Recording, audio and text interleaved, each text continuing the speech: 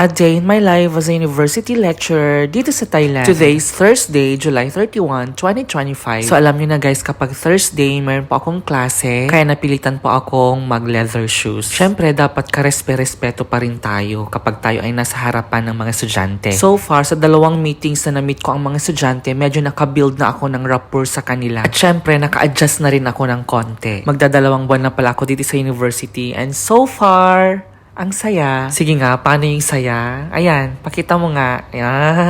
Ayan, masayang masaya. Siyempre, hindi lang dapat masaya, dapat fresh din. Say na nga, mga around 11:30 na siguro ito nung kumain ako ng lunch. Krapaw pala yung nabili kong pagkain ko, guys. Alam niyo na kung anong krapaw, diba? So right after ko kumain ng lunch, nag-prepare na ako at pumasok na po ako sa aking klase. So yung klase namin ay continuation lang ng chapter 1. Tinuruan ko sila kung paano mag-compose or magsulat ng email. So since most of them ay hindi pa naman talaga nakaka-construct ng maganda-gandang sentence, ang naging strategy ko ay tinuro ko muna yung mga parts ng email. And then, nagpa-activity ako ng email puzzle. So, need nilang i-arrange yung email in order. Tsaka group activity din ito para may collaboration. Once you're done, put your paper here.